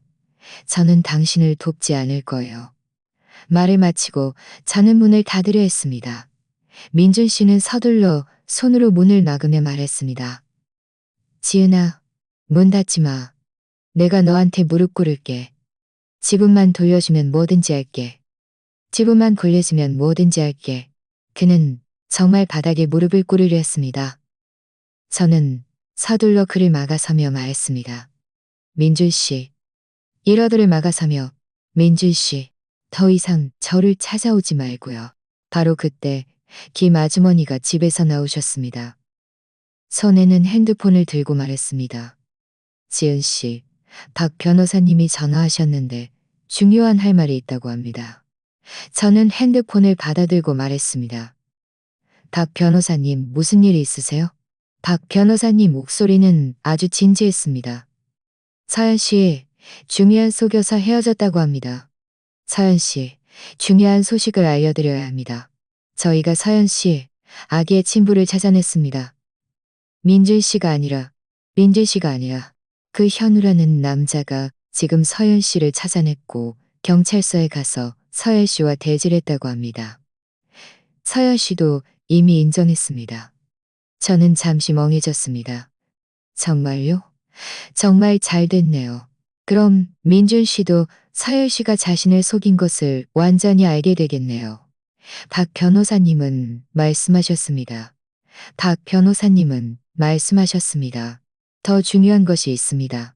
더 중요한 건 횡령이 이전에 밝혀진 한 건뿐만 아니라 그가 몰래 횡령이 이전에 밝혀진 한 건뿐만 아니라 지금 그 친구들도 도망쳤고 채권자들이 모두 민준 씨를 찾고 있습니다. 게다가 지은 씨 부모님이 이전에 민준 씨에게 소개해준 고객들도 그가 한 짓을 알고 민준 씨를 고소할 준비를 하고 있습니다. 민준 씨가 그들의 계약금을 받고도 물건을 공급하지 않았기 때문입니다. 지금 그 고객들도 민준 씨에게, 두 고객들도 민준 씨에게 돈을 요구하고 있습니다. 저는 마음속으로 안도했습니다. 다행히 제가 민준 씨와 이혼했지. 다행히 제가 민준 씨와 이혼했지. 이 소식 민준 씨한테도 알려주셨나요? 박 변호사님은 말씀하셨습니다. 아직이요. 먼저 지은 씨에게 알려드려 준비하게 한 겁니다. 민준 씨는 아직 이 사실들을 모를 겁니다. 그를 만나더라도 알려주지 마세요. 그가 스스로 천천히 깨닫게 하세요. 전화를 끊은 저는 민준 씨를 보며 말했습니다. 민준 씨, 더 이상 지분 얘기는 하지 마세요. 제가 몇 가지 소식을 알려드릴게요. 아마 관심 있을 거예요. 사연 씨 뱃속의 아기는 민준 씨 아기가 아니에요. 그녀의 전 남자친구 아기예요. 지금 그 전 남자친구가 그녀를 찾아냈고 경찰서에 가서 대질했어요. 서연 씨도 이미 인정했어요. 게다가 민준 씨의 회사 공금 횡령 문제, 그리고 고객 계약금을 속인 문제도 지금 모두 조사 중이에요. 채권자들도 민준 씨를 찾고 있고요. 민준 씨는 빨리 빚 갚을 방법이나 생각하세요. 더 이상 저를 찾아오지 말고요. 더 이상 저를 찾아오지 말고요. 민준 씨의 얼굴은 순식간에 창백해졌습니다. 그는 고개를 저으며 말했습니다. 너 분명 나를 속여서 지분을 포기하게 하려는 거야. 제가 당신을 속였는지 아닌지는 서열 씨한테 물어보면 알겠죠. 저는 핸드폰을 꺼내 박 변호사님이 저에게 보내주신 사진 한 장을 보여주었습니다. 서연과 현우가 경찰서에서 대질하는 사진이었습니다. 서연은 고개를 숙이고 있었고, 현우는 옆에 서 있었고, 현우는 옆에 서 있었으며, 경찰이 중간에서 기록하고 있었습니다. 저는 핸드폰을 민준 씨에게 내밀며 말했습니다. 그의 손이 떨리기 시작했고, 눈물이 순식간에 흘러내렸습니다. 말도 안 돼. 서연이가 어떻게 나한테 이럴 수 있어? 내가 그 여자를 위해 지은이도 포기하고 회사도 포기했는데 이제 와서 그 여자가 나를 속였다고? 바로 그때 빌라 밖에서 자동차 소리가 들렸고 몇몇 사람들의 고함 소리도 들렸습니다. 민준 씨, 나와. 우리한테 빚진 돈 언제 갚을 거야? 민준 씨는 소리를 듣고 깜짝 놀라 서둘러 제 뒤에 숨으며 말했습니다. 지은아, 살려줘. 빚쟁이들이야. 빨리 그들을 돌려보내줘. 나 잡히게 하지 마. 저는 그를 밀치며 말했습니다. 민준 씨, 이건 당신 일이에요. 당신이 해결해요. 제 뒤에 숨지 말고요. 빚쟁이들은 이미 문 앞까지 와서 민준 씨를 보자마자 그를 에워싸며 말했습니다. 민준 씨, 드디어 나왔군. 우리한테 빚진 5억만 언제 갚을 거야? 우리한테 빚진 5억만 언제 갚을 거야? 우리 안 갚으면 우리랑 같이 가야 할 거야? 민준 씨는 겁에 질려 다리가 후들거렸습니다. 저 돈 없어요. 시간 좀 더 주세요. 시간 좀 더 주세요.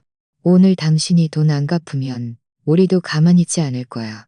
말을 마치고 몇몇 빚쟁이들이 앞으로 나서 민준 씨의 팔을 붙잡고 그를 데려가려 했습니다.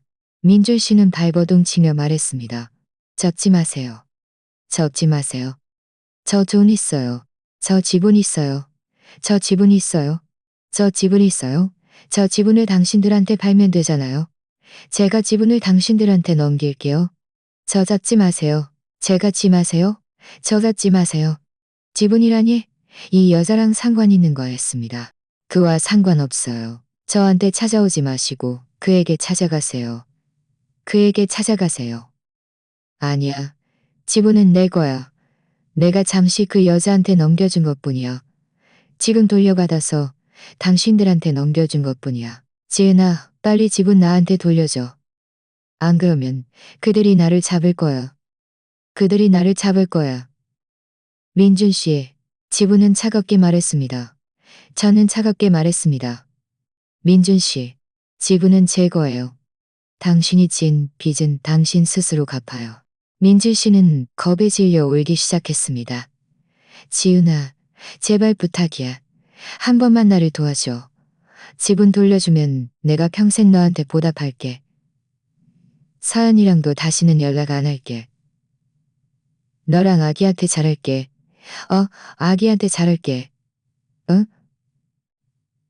저는 그의 초라한 모습을 보며 마음속에 아무런 동정심도 느끼지 않았습니다. 민준 씨, 너무 늦었어요.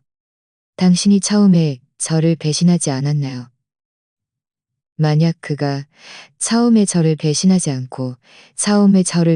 않았다면 당신이 서연과 호주에서 결혼할 때는 저와 아기를 생각하지 않았나요? 이제 와서 막다른 골목에 몰리니 저를 찾고 저에게 도움을 청하다니 가능하다고 생각해요? 말을 마치고 저는 뒤돌아 빌라 안으로 들어갔습니다. 문을 닫고 민준 씨의 울부짖는 소리와 빚쟁이들의 욕설을 모두 문 밖에 가두었습니다. 김아주머니가 다가와 말했습니다. 김아주면은 두어주면 안 돼요. 지은 씨, 잘하셨어요. 잠시 후 밖의 소리가 사라졌습니다. 아마 빚쟁이들이 민준 씨를 데려간 모양이었습니다. 저는 창가로 가서 민준 씨가 빚쟁이들에게 끌려 차에 타는 것을 보았습니다. 차는 곧 멀어져 갔고 제 마음은 아주 평온했습니다. 아무런 동요도 없었습니다. 저녁에 박 변호사님이 저에게 전화하여 말했습니다. 지은 씨, 민준 씨가 채권자들에게 끌려간 후 채권자들이 그에게 정말 돈이 없다는 것을 알고 그를 경찰서로 넘겼습니다. 지금 경찰은 공금 횡령과 사기 혐의로 민준 씨를 구속하고 기소할 준비를 하고 있습니다.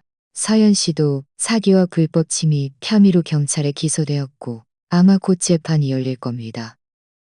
저는 안도의 한숨을 쉬었습니다. 정말 잘 됐네요. 드디어 그들에게서 완전히 벗어날 수 있게 되었어요. 박 변호사님, 그동안 수고 많으셨어요. 박 변호사님, 그동안 수고 많으셨어요. 박 변호사님은 천만에요. 제가 할 일을 한 겁니다. 제가 할 일을 한 겁니다. 지은 씨는 이제 편안하게 태교에 전념하세요.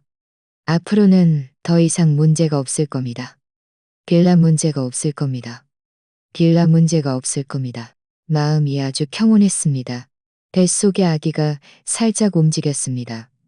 마치 저와 함께 축하하는 것처럼요. 저는 배를 쓰다듬으며 말했습니다. 아기야, 이제 더 이상 아무도 우리를 방해하지 않을 거야. 우리는 편안하게 살 수 있어. 김 아주머니가 저에게 따뜻한 우유 한 잔을 가져다 주면 나의 삶은 점점 더 좋아질 것입니다. 기은 씨, 우유 한 잔 마시고 일찍 쉬세요. 앞으로 우리 삶은 점점 더 좋아질 거예요. 저는 우유를 받아 한 모금 마셨습니다.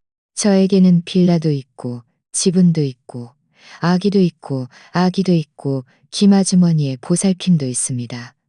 앞으로의 삶은 분명 아주 행복할 것입니다. 하지만 저에게 또 다른 놀라운 일이 기다리고 있을 줄은 꿈에도 생각지 못했습니다. 며칠 후 제 부모님이 저를 찾아오셨고 좋은 소식을 가져다 주셨습니다. 부모님이 오신 날 아침 햇살이 유난히 좋았습니다. 저는 마침 마당에서 아기 옷을 말리고 있었는데 부모님이 큰 짐 가방을 들고 차에서 내리는 것을 보았습니다. 저는 서둘러 마중 나가 말했습니다. 엄마, 아빠, 어떻게 오셨어요? 미리 말씀도 안 하시고? 엄마는 제 손을 잡고 제 배를 쓰다듬으며 말했습니다.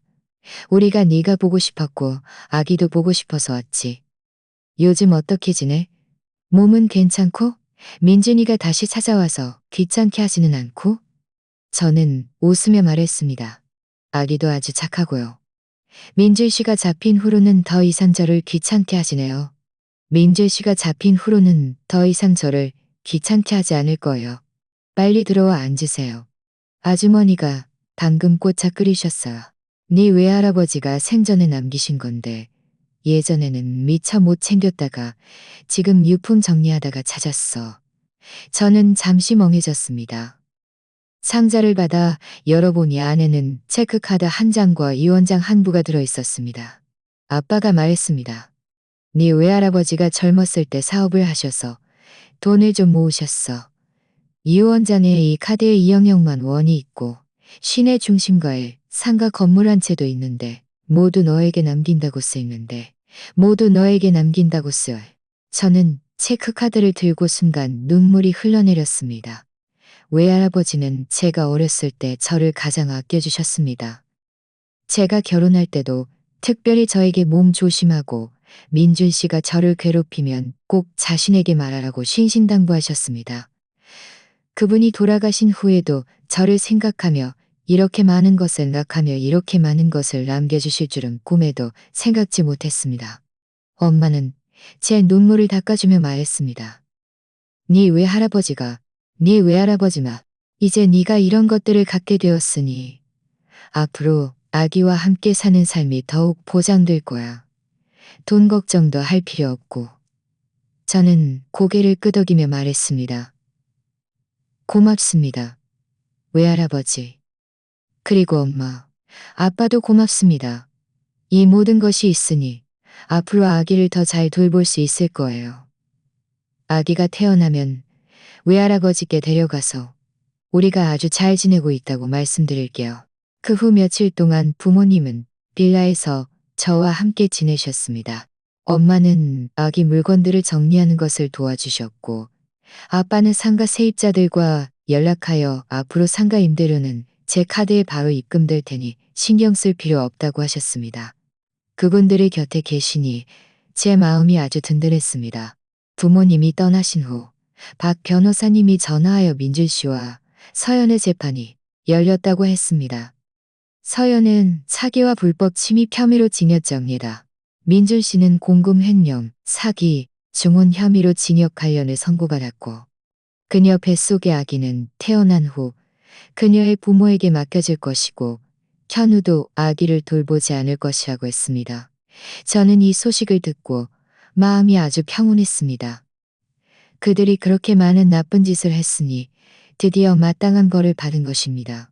그들은 자업자득이었습니다.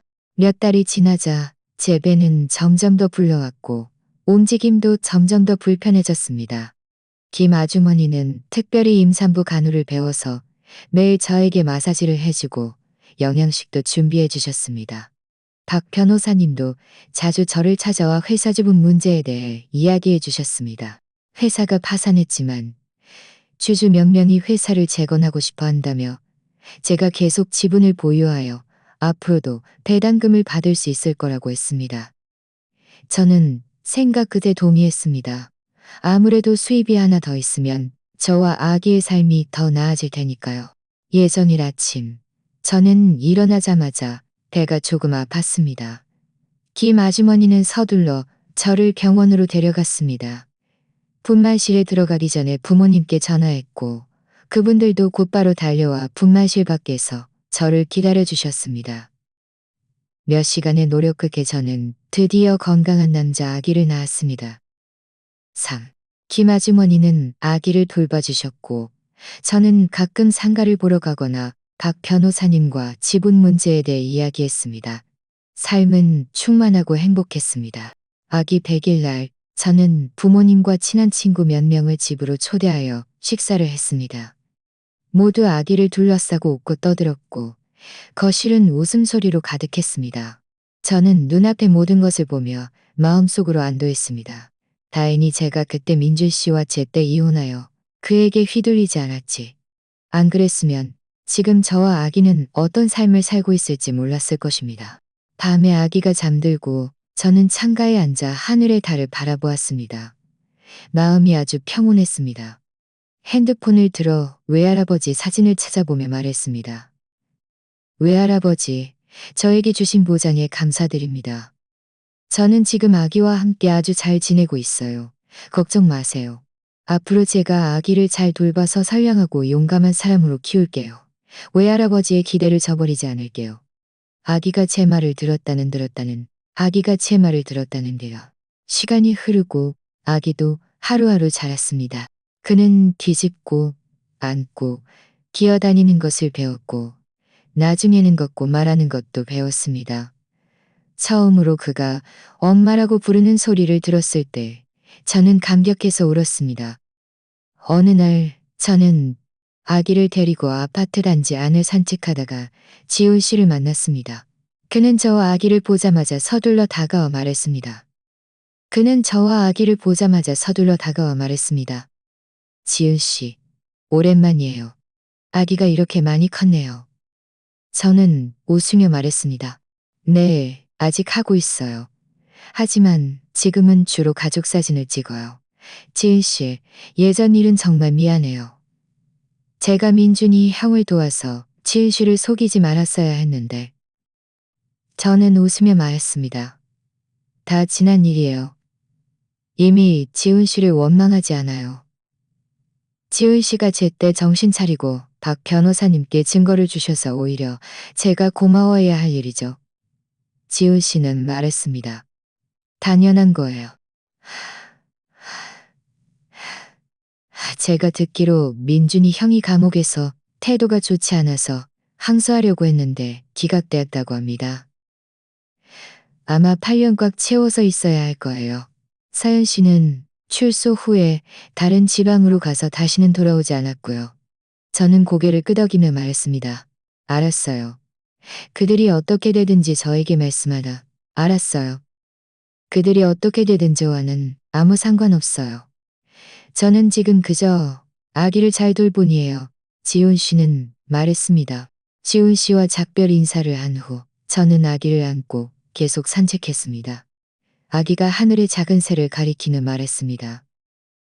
엄마, 새나라. 저는 웃으며 말했습니다. 맞아, 작은 새가 날아다니네. 아기도 앞으로 작은 새처럼 자유롭고 행복하게 자라야 해. 석양이 지고 우리의 그림자는 길게 늘어졌습니다. 저는 아기를 안고 집으로 돌아가는 길을 걸었습니다. 마음속에는 행복이 가득했습니다. 지금의 저에게는 사랑스러운 아기가 있고 저를 아껴주는 부모님이 있고 충실한 김 아주머니가 있으며 외할아버지가 남겨주신 보장도 있습니다. 앞으로의 삶은 분명 점점 더 좋아질 것입니다. 저는 아기와 함께 잘 살아서 그가 사랑 속에서 자라 훌륭한 사람이 되도록 할 것입니다. 저도 열심히 일하고 상가와 지분을 잘 운영하여 스스로를 더 강하게 만들고 더 이상 누구에게도 의존하지 않으며 민준 씨와 서연에 관해서는 그들의 결말은 그들 스스로 자초한 것이며 저와는 아무런 관계도 없습니다. 저는 그저 지금의 행복한 삶을 소중히 여기고 매일매일을 잘 살아서 저와 아기 모두 행복하고 건강하게 지낼 수 있도록 할 것입니다. 이것이 제가 원하는 삶이고 외할아버지께 드리는 저의 답입니다.